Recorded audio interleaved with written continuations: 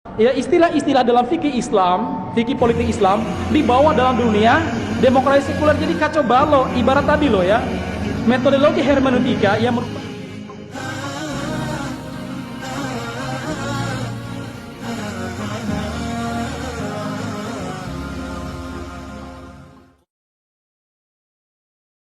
kalau pertanyaan lain tentang apa tadi? Ulil amri ya.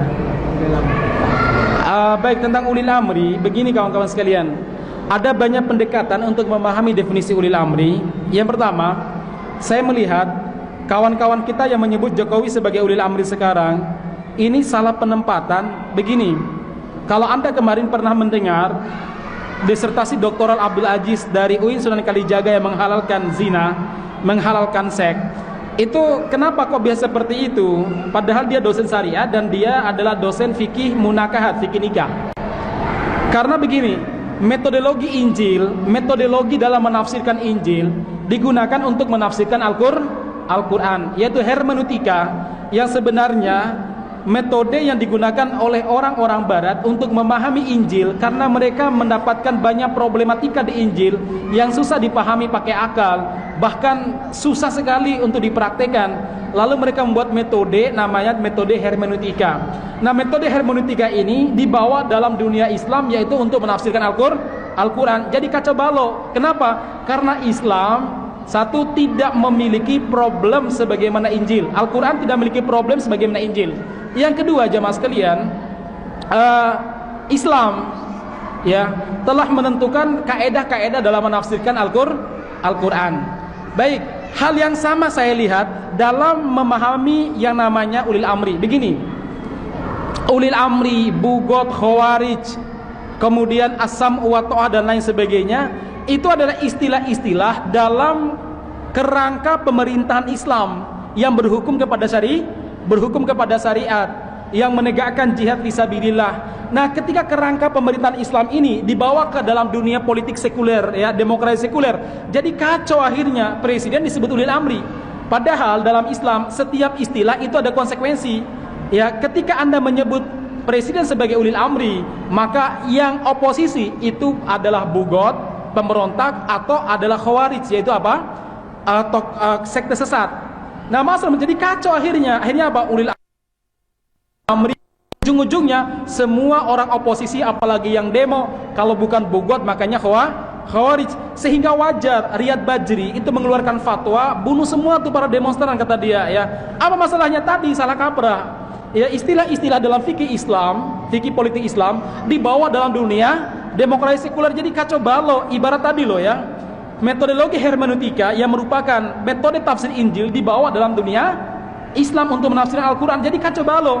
Gambaran ringkasnya begini, Anda mau masak nasi kabuli tapi pakai bumbu nasi goreng, jadi kacau jamaah sekalian. Sama kalau Anda masak nasi goreng pakai bumbu nasi kabuli, rasanya nggak karuan ya. Masyarakat muslimin, beginilah gambarannya.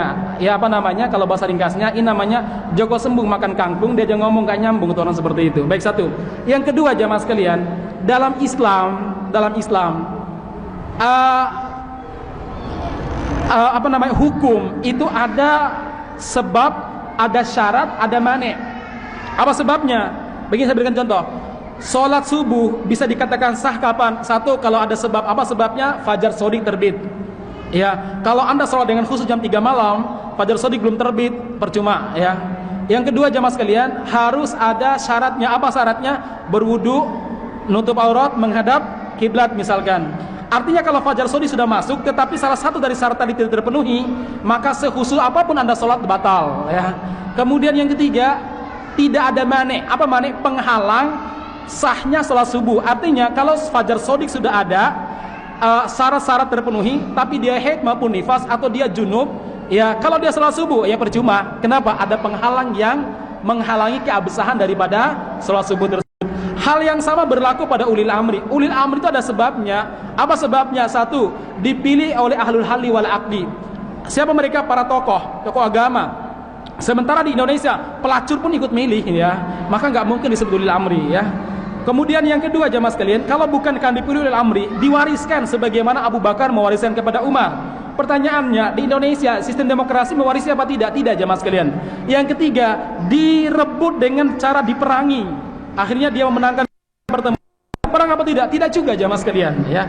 Terus yang memilih siapa? Ya ada pencuri, ada pemabuk, ada orang kafir, ada penyembah berhala, ada yang nggak beragama, ya kan? Di antara anggota DPR MPR itu disumpah tanpa kitab suci. Itu artinya apa? Mereka nggak punya agama, ya. Baik jamaah sekalian. Yang kedua, ini artinya apa? Syarat saja belum bisa disebut sebagai ulil amri, ya. Terus disebut sebagai apa? Ya presiden dong, ya. Apa bedanya? Jelas beda. Presiden nggak ada konsekuensi hukum syar'i, ulil amri punya konsekuensi hukum syar'i. Baik. Yang kedua syarat disebut sebagai ulil amri. Satu kata Rasulullah, ma'aqama fikum shalah, menegakkan salat. Oke, baik. Masih ada syarat berikutnya. Apa itu? Ma'aqama fikum kitaballah, dalam hadis Bukhari, selama menegakkan hukum Allah Subhanahu wa taala. Ini enggak jelas, ya. Kemudian apalagi? Tidak mengajak kepada kebidahan yang besar. Loh, ini berhukum keberhasilan hukum Allah. Artinya apa? Sebab tidak ada, syarat tidak terpenuhi, ya kacau kalau disebut ulil amri. Kemudian ada penghalang yang menyebabkan dia tidak sah disebut ulil amri. Apa penghalangnya? Banyak. Di antara satu, kata para ulama dalam sebuah hadis, illa antara kufran bawahan indakum minallahi fi burhan, yaitu ada kekufuran nyata yang dilakukan oleh penguasa yang kalian punya alasan di hadapan Allah bahwa itu kufur, ya. Dalam dunia sekuler ada nggak? Ada, ya, banyak sekali. Maka saya cocok mengatakan sebaiknya penguasa-penguasa sekarang jangan disebut ulil amri, presiden.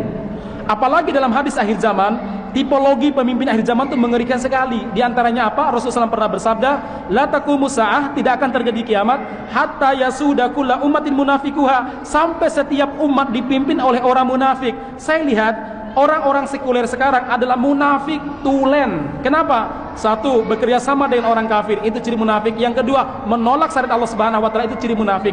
Siapa yang bilang? Allah Subhanahu wa taala. Dalam sebuah ayat Allah berfirman, wa idza qila lahum ta'alu ila ma anzalallah wa ila rasuli ra'aital munafiqina yasudduna anka sududa.